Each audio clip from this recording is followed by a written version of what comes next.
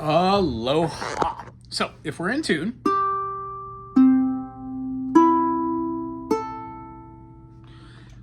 C major, D minor, E minor,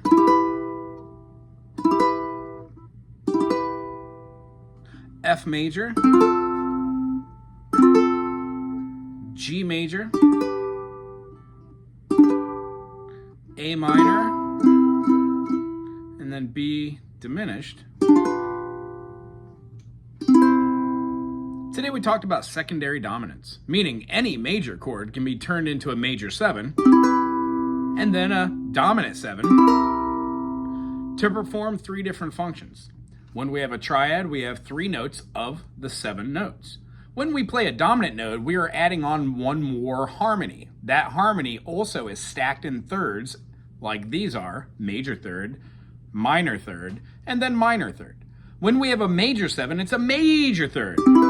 So we have a stacking of a major third, minor third, and a major third. When we flatten that again, you can see how it has a major third and then a minor third and a minor third, being C to E is a major third. This dyad is our 1 and 3. When we play our 3 to our 5, E to G, we get a minor third, as a G sharp to an E would be a major third. Our minor third then is stacked upon with that, and it also has a note inside of that, which then we get our B flat. B flat from our G note gives us a minor third instead of a major third. So a C dominant 7 is the lending or leading tone of whichever key C is the 5th of. Well, let's look at this. When we play C major, our 5th is going to be G. So if we wanted to go up 4 notes, C major, D minor, E minor to F major, when we tonicify or make F the F major and get out of the key of C by modulating, we have F major. F major goes to a minor 2nd, the G minor. G minor goes to a minor 3rd, the A minor. It plays the only flat in the key of F, which is the B flat. Must be awfully lonely. And then we're going to be playing a C major after that, or we can play it as Old Faithful rather than just moving up our B flat past the B to the C. We can play our C, and if we take our 5th of the chord, F, G, A, B flat, C, C major, C dominant, this is what we would call an E diminished. F major, G minor, A minor, B flat major, C major, D minor, E diminished, F. When talking, we don't say things twice. So I wouldn't say F, G, A, B flat, C, D, C again, and then F. That doesn't make sense. Therefore, we don't say C twice. We call the C dominant and E diminished. Every key does that. I'm going to show them to you right here. When we play a C major and we go down half step from the tonic, we get a major 7 note. That means the distance between C and B is a major 7th. C, D, E, F, G, A, B, 1, 2, 3, 4, 5, 6, 7. This is called a dissonance. It doesn't sound great, but when you put the chord of C, E, and G behind it, it makes that dissonance very pleasing. If we were to take that same concept and move up, so we're playing a C sharp, and barring the 1st fret, we have a C sharp major. Hence, C sharp major 7 and C sharp 7. Now, I generally don't play with my fingers behind. I'm just doing that to show you that it moves down in function, same way. Therefore, every chord after that is that function. D, D major 7, D dominant 7. What we're trying to get to the point to is saying that in the key of G major, A minor, B minor, C major, D major. D major is the 5th of G. So when we go to the relative minor of G, the 6th, we have an E minor. I'm not going to go back to the D7 and call it a D7, but it is. I'm going to call it an F sharp diminished. And the F sharp diminished is the D7, but enharmonically and musically grammar grammar as far as like the naming of function, this is how it has to be. G major, A minor, B minor, C major, D major, E minor, F sharp diminished, G.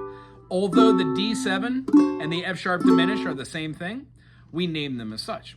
So in the key of C, C sharp, D, or when we go to D sharp, same function, we do the same thing here. D sharp, move down our root a half step to the major 7, and then move it down again by using a bar chord and splitting the difference. That's why this chord, E7, is the same tonality as this. It just has a higher intonation because the notes you're playing are up higher. They all serve different functions. We'll get to those later. That was D, E, and then how about F? F would do this, and then F major 7 has an E in it, and F dominant 7 has an E flat or a D sharp in it. Another great way to do that, see it through the eyes of this. I love moving these down because they always make sense in a way. F major 7, that's a great one. When we move F sharp, F sharp, F sharp major 7, F sharp dominant 7, G major. If you're not playing G major like this and moving it down, you could have G major here. Well, this is your G. When you remove that, you get B minor. Oddly enough, B minor is a G major 7. Now, I know that might break your brain. We'll go into that later, but on the ukulele, it tends to feel that way. A little brain breaking and then building back up. After that, we would have F, G, A major. A major would move the A down a half step, so we'd have an A flat, or enharmonically, we would call it the G sharp. And then when we remove that G sharp, we're left with just the C sharp over the top of a G. Well, A, C sharp, E, G is an A7, or a C sharp diminished. When we play our A sharp, it's the same thing. We would just move our function of these notes. A. B major, same thing-a-ding. I like the B major here because we could actually move down our top note, layer these all the way out, and then open our finger. So what you know as being a B7 is, ipso facto, B major 7, B dominant 7. And it all stems from knowing a couple different core chords. Those are all 7. When we move the C down, we achieve this on the top string or from wherever our root note is doubled.